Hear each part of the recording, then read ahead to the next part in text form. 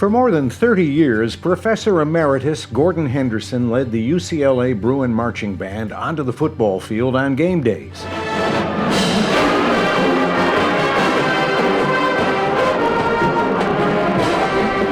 That was his day job.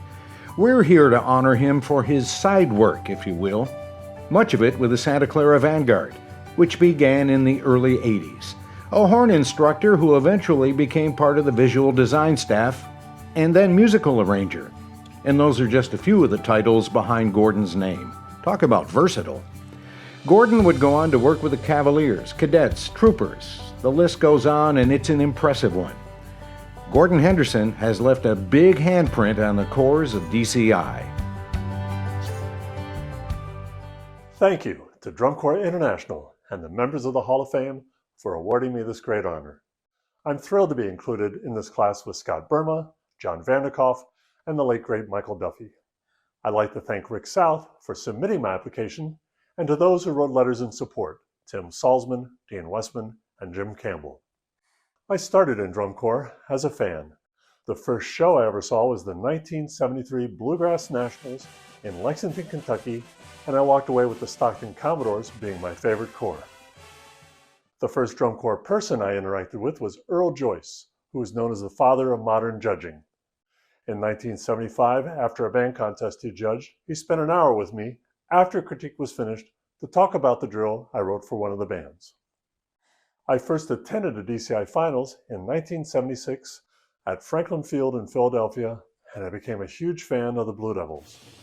The visual design work of Mel Stratton and Mike Moxley in that show was inspiring to me. Thanks to Wayne Downey and Jim Ott for sharing their bugle arrangements with me so I could study their scoring and voicing techniques. And sitting in on several Jay Bocook arranging clinics was invaluable.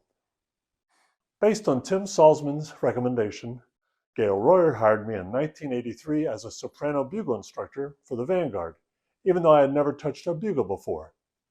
I wasn't sure how that was going to go over with one of the strongest soprano sections in the Corps' history, but they were very supportive and so self-motivated that it felt like they were just taking me along for the ride. The Vanguard's next season was special for achieving the Corps' first Jim Ott Trophy with one of the youngest horn lines in the Corps' history.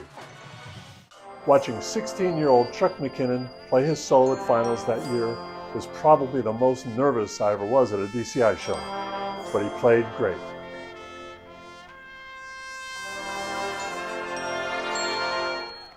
During this time, Tim Salzman became my musical mentor and Gary Chapinski my visual mentor.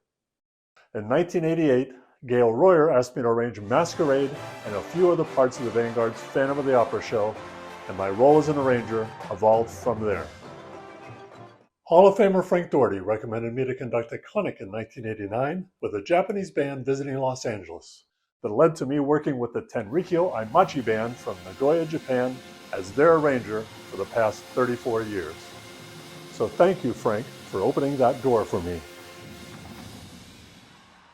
My work with the Cavaliers, leading to their first DCI championship in 1992, was my chance to meet marching guru Mitch Rogers, who years later was the best man at my wedding, and Jim Campbell, who came to UCLA several times to help modernize the UCLA drumline.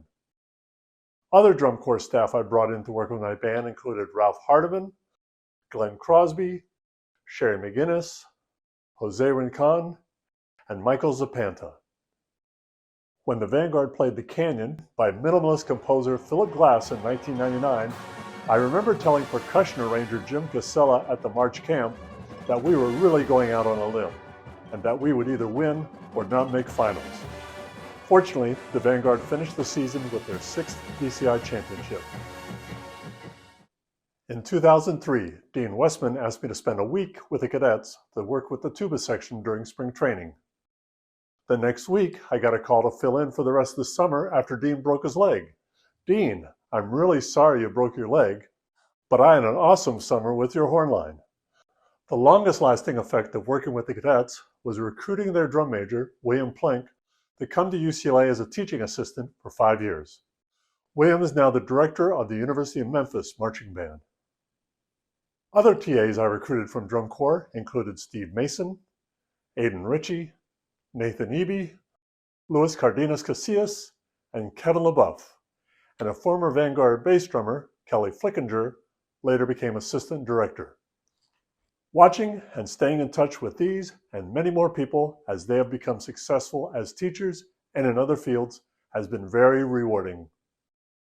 I began as a fan of DCI, and I continue to be a fan. Thanks to the DCI community for this honor. Thank you again for this honor, and thanks to Dean Westman for laughing at the joke about his broken leg. I was counting on that, otherwise it would have been very, very dry. And I wanted to see how many of you were actually at the 1973 Bluegrass Nationals, either marching or judging. Well, there's two, okay.